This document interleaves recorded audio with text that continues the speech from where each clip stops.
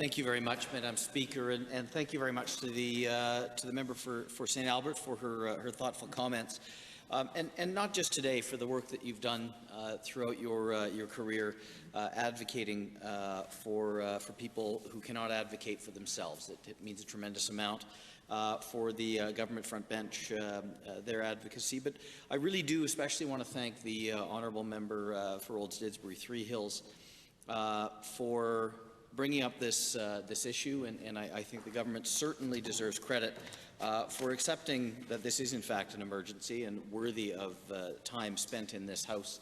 But you know, I think there's no question that everyone in this House wants to find a solution, and that things will get heated and emotional. And frankly, I'd be surprised if they didn't. I'm not sure any person could look at the situation with serenity specifically, but more generally the systemic issues that have been discussed here this afternoon. The questions I have are why these problems continue. I know some of the root cause issues have been discussed here this afternoon, but what steps are being taken? Is in fact the government, while have only been in power for about 18 months, I think that's enough time to have really started to dig into some of this stuff.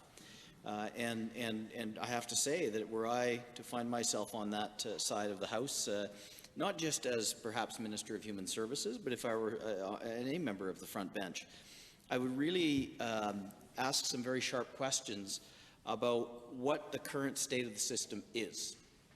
What are the constraints? What are the challenges? What are the resource shortfalls? And really bring that before not just my colleagues in my own caucus, but before this House and before all Albertans. So Albertans know that not only is something being done, but it is seen to be done. And this is an issue that for decades has been crying out for transparency. I want to recognize again and acknowledge the tremendous work of Paula Simon, of Darcy Henton, Karen Cleese, and other journalists who have done a lot of work. What I find frustrating is that it seems to take media reports and that level of digging for these issues to be truly brought to light. And I would suggest that is the job of government to surface these issues, even if they're politically challenging, even if they're awkward. And I know that there are clearly rules around privacy, and we need to respect that.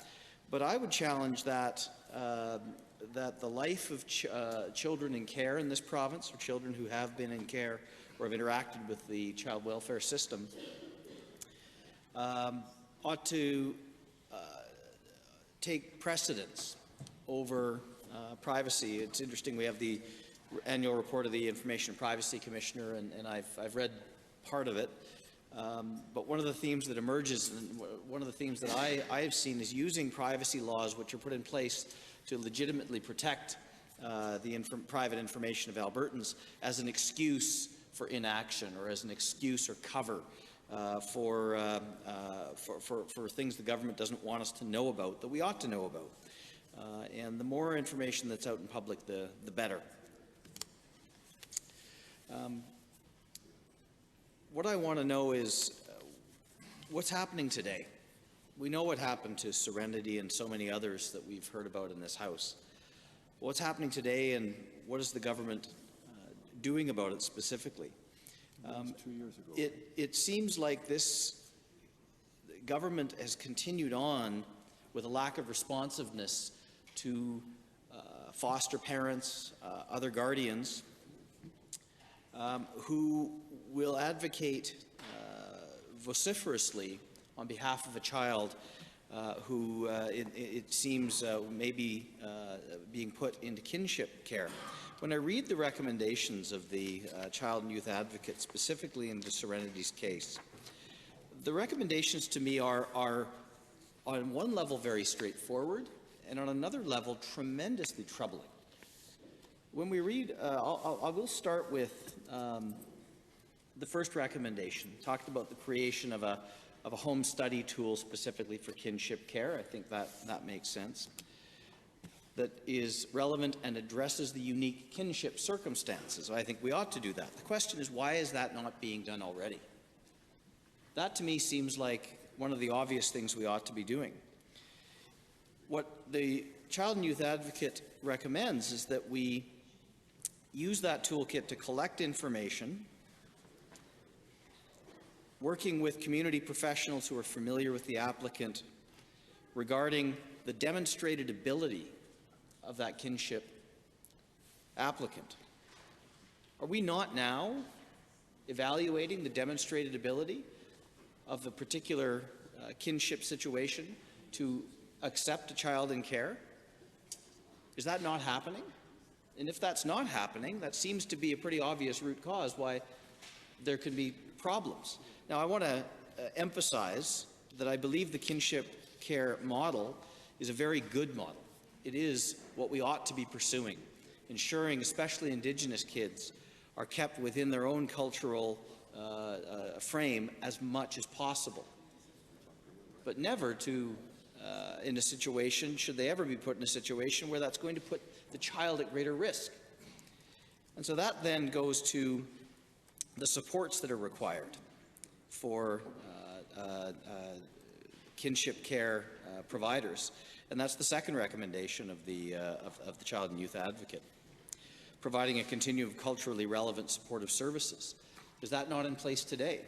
One of the nice benefits of sitting next to the honourable colleague here from Calgary Mountain View, we were talking about the Jordan Principle. The question of jurisdiction was raised earlier. Jurisdiction should never be an excuse for not providing proper care. The Jordan Principle says that regardless of jurisdiction, the first level of government that interacts with a child in this case should take responsibility and then let the administrators in the background figure out the money piece later. That's absolutely vital, and I wonder to what degree has that exacerbated this particular case, and to what degree is that causing problems on an ongoing basis. But perhaps the most troubling recommendation of the Office of the Child and Youth Advocate in this case is recommendation number 3, requiring that caseworkers complete a child-specific assessment and resolution of risk factors prior to terminating guardianship. Are we not doing that now? Is no one assessing what the needs are of that child? Are they not assessing the risk factors of a kinship care model, of a specific kinship care situation? Are there cases where the government of Alberta is taking children out of a safe situation and putting them into a situation at risk? That's the implication of this recommendation. That seems to be what's happened in the case of Serenity. And if that's something that's more than a one-off, we have a very, very serious problem. And if I were in a position to be making decisions, if this recommendation was placed on my desk, the first thing I would do is say, what in the world is going on? How is it possible that we need someone in care, a child in care, to die in tragic and horrible, heartbreaking doesn't even begin to describe the thoughts I had when I was reading the Paula Simon articles on this. How is it that needs to happen? An investigation needs to take place covering the better part of 2 years for us to be looking at a recommendation that is just patently obvious. Before you place a child in care of anyone, make sure it's safe for them to be there.